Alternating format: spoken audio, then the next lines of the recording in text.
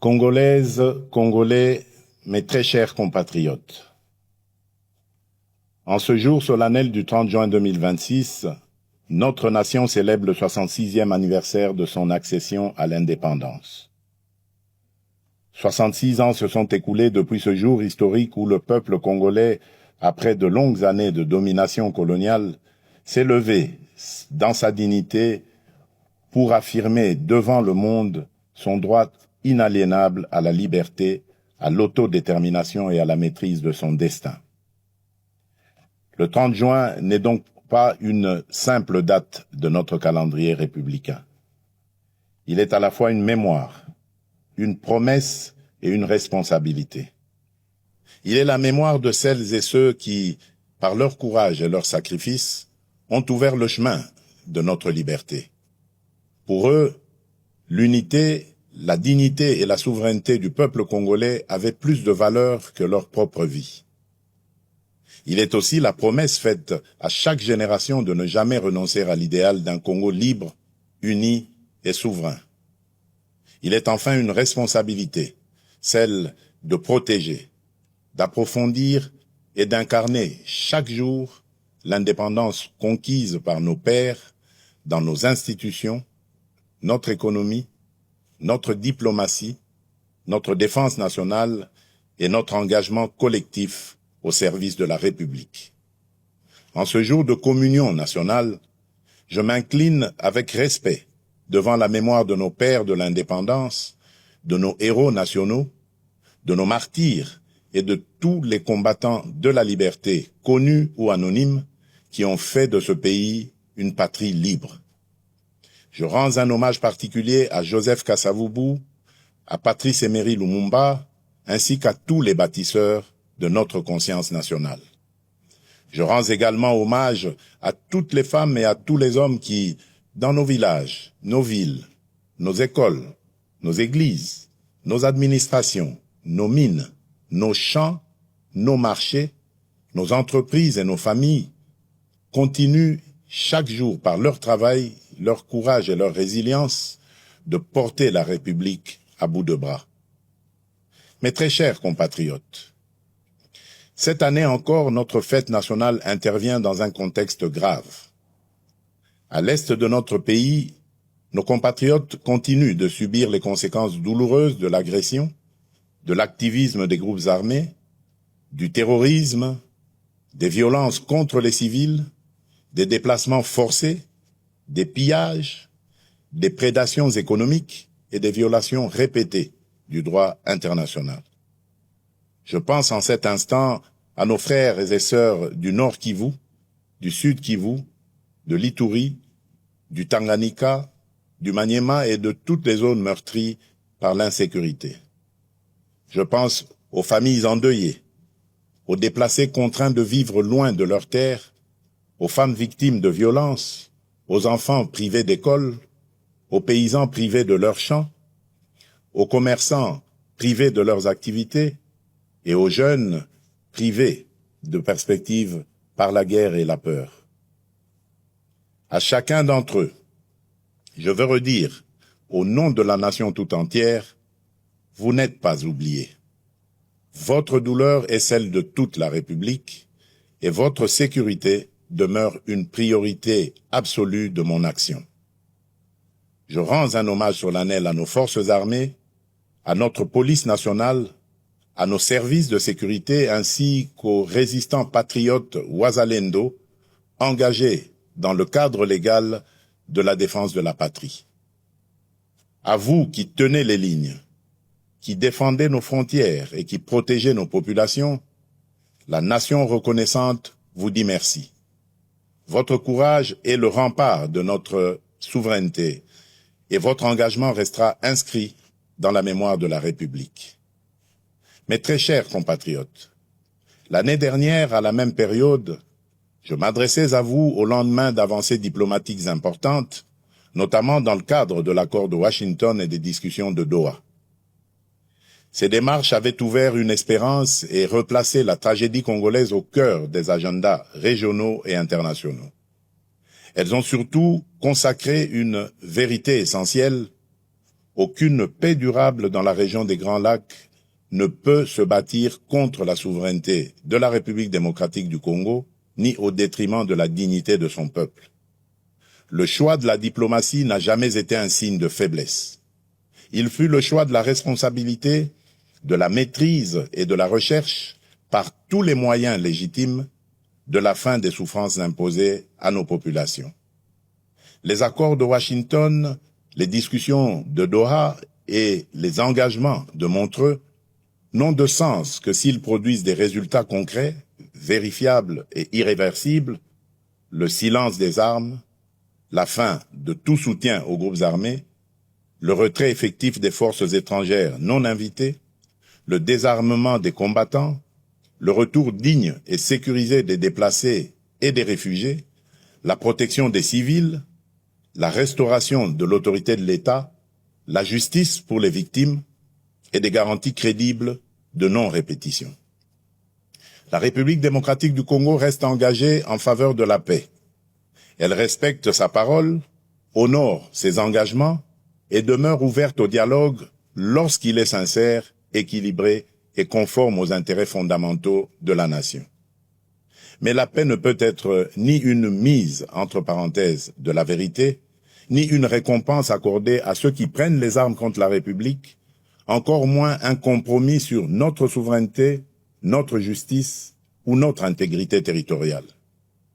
La paix que nous recherchons est une paix juste, une paix qui respecte les frontières, restaure l'autorité de l'État, sanctionne les crimes et transforme nos ressources naturelles en instruments de développement et non en carburant de guerre. C'est cette paix-là que nous voulons, cette paix-là que nous défendrons. Je remercie nos partenaires qui accompagnent ces efforts, notamment les États-Unis d'Amérique, l'État du Qatar, l'Union africaine, l'Union européenne, les Nations unies, la SADC, l'EAC, la CIRGL, ainsi que tous les pays amis engagés en faveur de la paix dans notre région.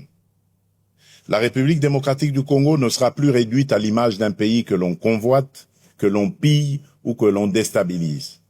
J'en ai fait le serment devant la nation.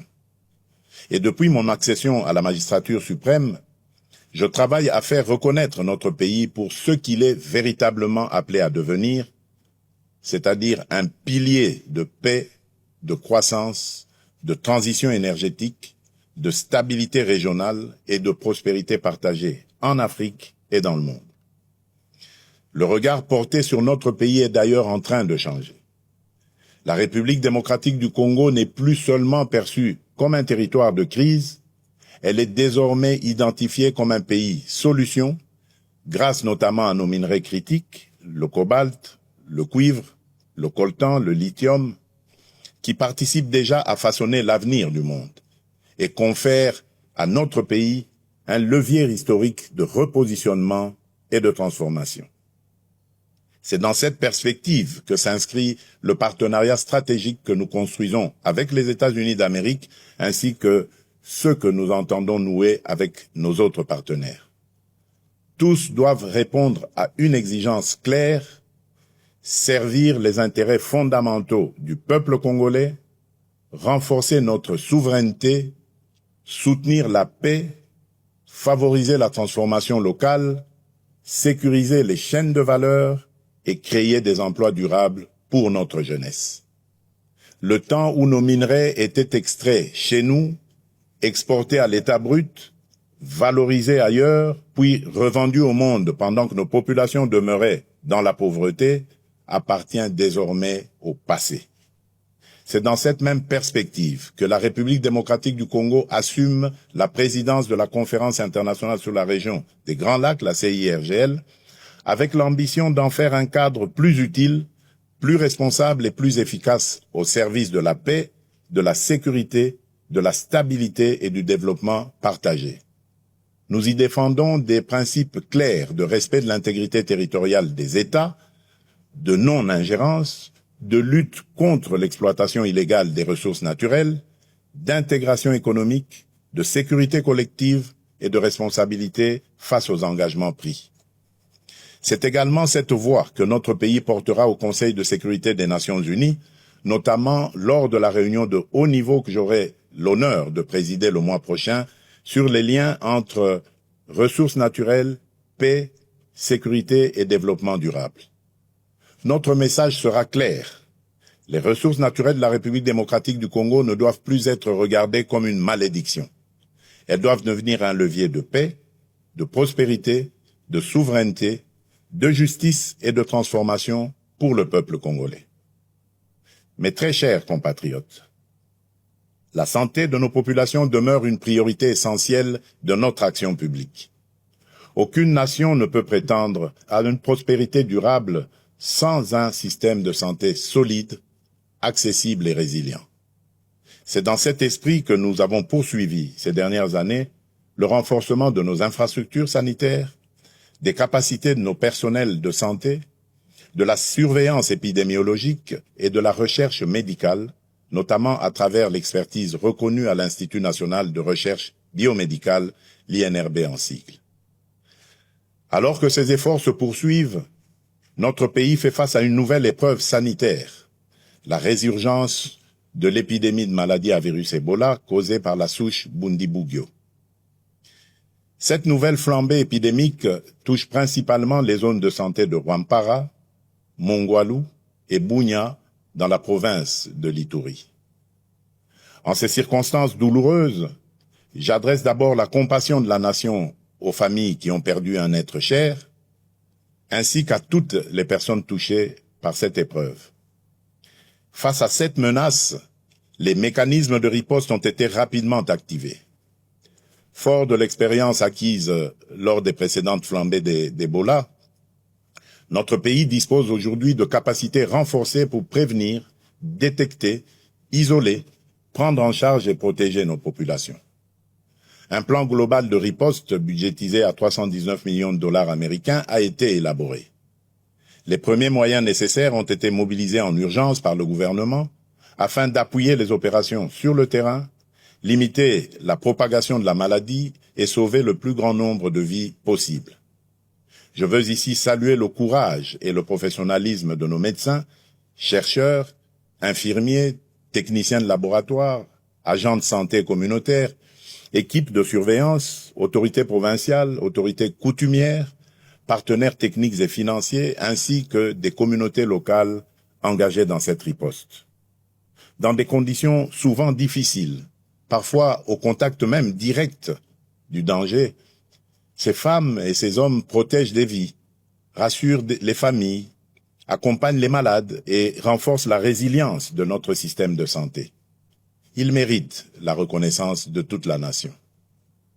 J'appelle nos compatriotes vivant dans les zones concernées, ainsi que l'ensemble de la population, à demeurer vigilants, responsables et disciplinés.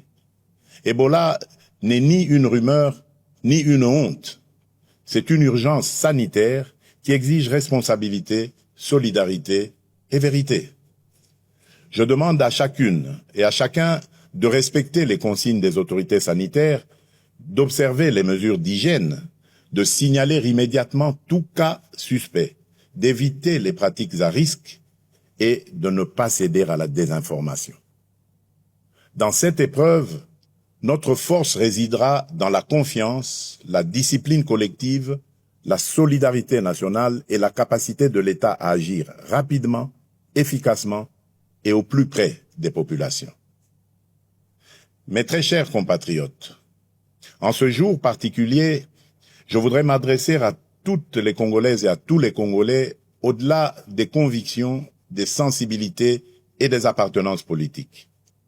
Notre pays traverse des débats politiques importants. Cela est normal dans une démocratie vivante. Le débat est légitime, le désaccord est naturel, la contradiction est utile lorsqu'il s'exprime dans le respect de la République, de ses institutions, de ses lois et de l'intérêt supérieur de la nation. Je veux cependant rappeler un principe essentiel: aucune ambition personnelle ou partisane ne vaut plus que la paix de tous. Aucune divergence politique ne doit être plus forte que l'unité de la République. Aucune stratégie de conquête ou de contestation du pouvoir ne doit fragiliser la souveraineté du peuple congolais. J'entends les discussions suscitées autour de la Constitution et des réformes institutionnelles. Dans une démocratie, aucune question d'intérêt national ne doit être confisquée ni interdite de réflexion. Mais dans le même temps, aucun débat touchant au pacte fondamental de la nation ne peut être conduit dans la précipitation, la manipulation ou l'obsession politicienne. La Constitution n'est ni un instrument de circonstance, ni un objet de convenance. Elle organise notre vie commune, garantit l'équilibre de nos institutions, consacre les droits du peuple et protège la stabilité de la République. En débattre exige donc sérénité, rigueur, transparence et sens élevé de l'intérêt général. Ma responsabilité comme chef de l'État et garant de la nation est de veiller à ce que les débats engageant l'avenir du pays se tiennent dans le respect de la Constitution, de l'État de droit, des institutions et de la souveraineté populaire. Elle est aussi d'écouter, d'apaiser, de clarifier et, lorsque cela s'impose, de rechercher les voies d'un consensus national responsable. S'agissant de la loi référendaire adoptée par les deux chambres du Parlement, je tiens à rappeler qu'elle relève du fonctionnement normal de nos institutions et du principe de séparation des pouvoirs. Dans une république démocratique, le Parlement débat, délibère et légifère. Le président de la République, garant du bon fonctionnement des institutions, exerce les prérogatives que lui confère la Constitution. Les juridictions compétentes, quant à elles, veillent au respect de l'ordre constitutionnel et de l'état de droit.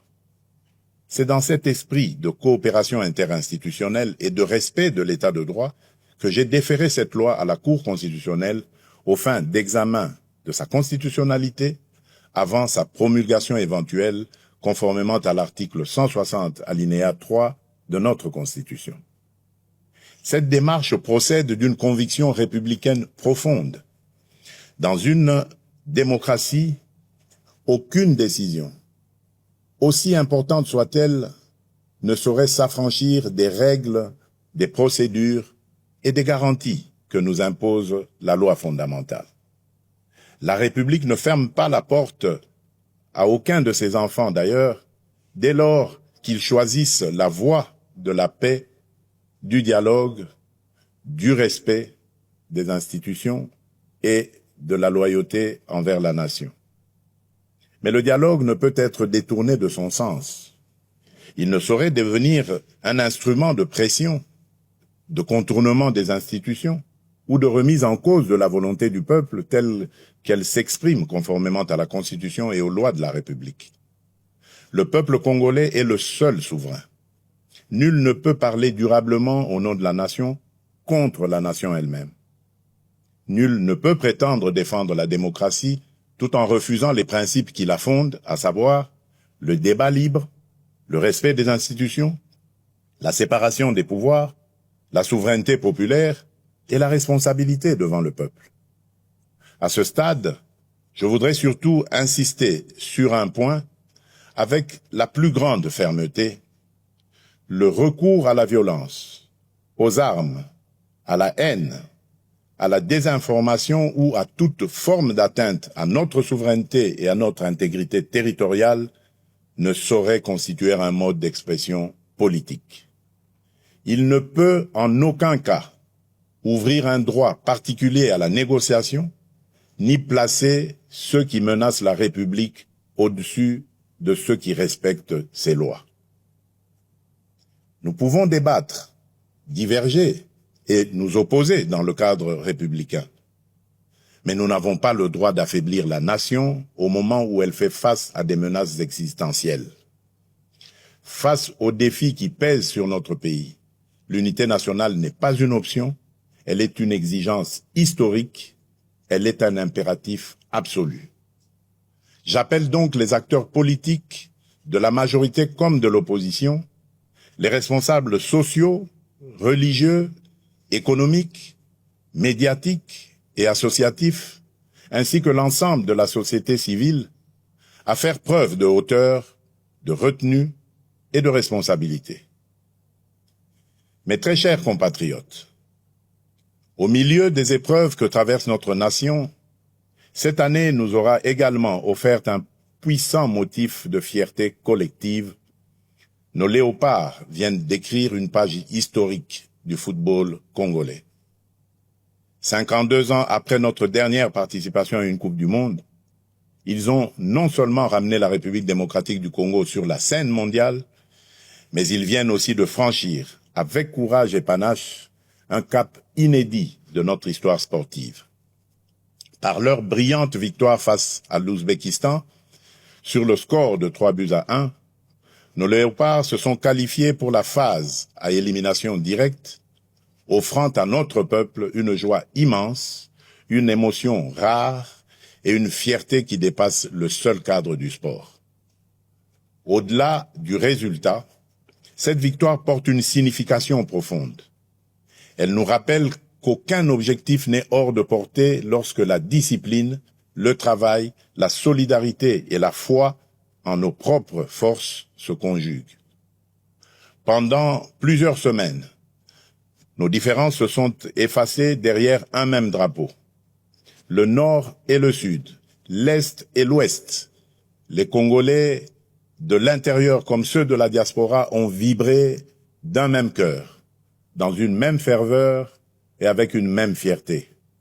Voilà l'image du Congo que nous devons préserver et faire grandir. Un Congo uni, ambitieux, résilient et déterminé à tenir son rang parmi les nations. Par leur courage, leur combativité et leur attachement au maillot national, nos léopards ont rappelé au monde que la République démocratique du Congo ne se résume pas à ses crises. Le Congo, c'est aussi le talent, l'audace, la discipline, la résilience et cette capacité de croire jusqu'au bout, même lorsque le chemin semble difficile. J'adresse, au nom de la nation, mes chaleureuses félicitations aux joueurs, au staff technique, aux dirigeants sportifs, à la fédération, aux supporters, ainsi qu'à toute la jeunesse congolaise qui s'est reconnue dans cette magnifique aventure. À nos léopards, qui s'apprêtent désormais à défier l'Angleterre en 16e de finale, je veux adresser un message simple. Entrez sur le terrain avec la sérénité de ceux qui ont déjà honoré la nation, mais aussi avec l'audace de ceux qui savent que l'histoire n'a pas encore livré son dernier mot. Jouez avec discipline, courage, intelligence et surtout sans regret. Vous avez déjà fait battre le cœur des Congolaises et des Congolais. Vous avez déjà rendu tout un peuple fier. Mais nous continuons à croire en vous et en votre capacité à aller plus loin, à surprendre encore, à faire reculer les limites du possible et à écrire sous nos couleurs une nouvelle page de notre grandeur nationale. Quelle que soit l'adversité, la République démocratique du Congo vous accompagnera de sa ferveur, de ses prières et de son soutien indéfectible. Entrez sur le terrain avec la force de tout un peuple uni derrière vous. Le sport est une école de discipline, de cohésion, d'effort et de patriotisme. L'esprit des léopards doit inspirer la nation entière. Rester unis, défendre nos couleurs, croire en nos forces et combattre chacun à sa place pour l'honneur et la grandeur de la République. Dans le même élan, je rends hommage à nos artistes, nos scientifiques, nos chercheurs, nos entrepreneurs, nos créateurs ainsi qu'à toutes les femmes et à tous les hommes qui, par leur talent, leur travail et leur excellence, contribuent au rayonnement de la République démocratique du Congo à travers le monde. Mes très chers compatriotes, 66 ans après l'indépendance, la République démocratique du Congo demeure debout. Debout malgré les guerres, les convoitises, les blessures de l'histoire et les épreuves traversées. Debout surtout parce que son peuple n'a jamais cessé de croire en lui-même, en sa dignité et en son destin. Cette force intérieure, cette capacité à résister et à se relever constitue l'une des plus grandes richesses de notre nation.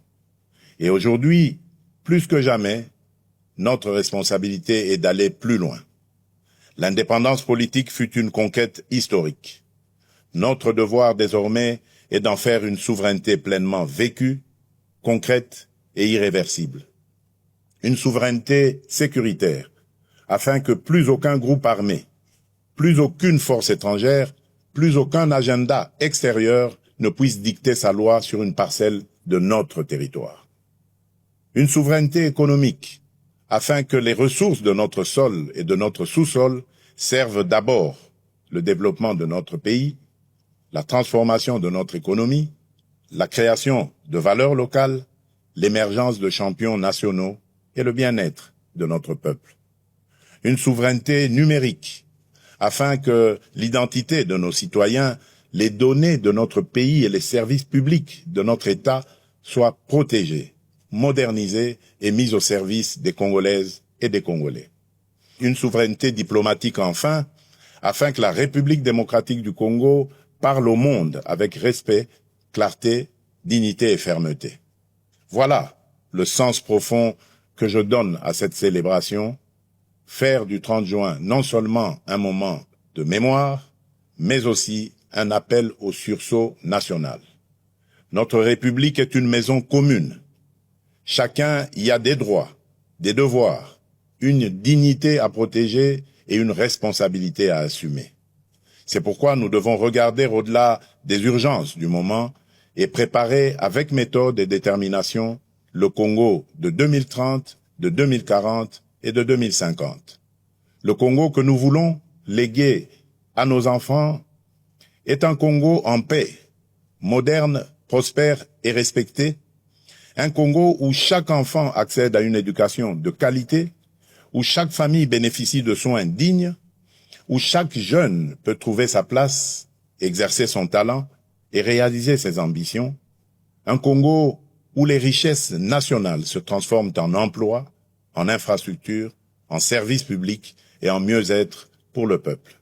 Ce Congo ne se construira ni par la résignation, ni par la division, ni par l'attente passive. Il se construira par le travail, la discipline, l'unité, la probité et le sursaut patriotique. Chaque Congolaise et chaque Congolais a une part à prendre dans cette œuvre nationale. L'enseignant qui forme avec conscience, le soldat qui protège avec honneur, le policier qui sécurise sans abuser, le médecin qui soigne avec dévouement, le fonctionnaire qui sert avec probité, le magistrat qui rend justice avec indépendance, l'entrepreneur qui crée des emplois, le jeune qui innove, les parents qui éduquent dans les valeurs, le citoyen qui respecte la loi et protège le bien public, la diaspora qui investit, transmet et valorise le pays. Comme le rappelait Nelson Mandela, avec la liberté viennent les responsabilités. Notre indépendance nous a donné une nation à aimer. Elle nous confie aussi une république à servir, à protéger et à élever. Car le patriotisme n'est pas seulement un sentiment. Il est une conduite, une discipline, une manière de servir, de protéger, de respecter et d'élever la nation. En ce 30 juin, levons-nous avec confiance, courage et amour pour la patrie.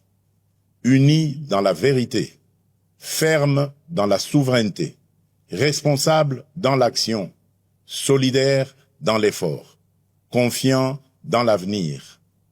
Bonne fête de l'indépendance à toutes et à tous. Que Dieu bénisse la République démocratique du Congo, son peuple et tous ceux qui l'ont choisi comme pays de résidence. Je vous remercie.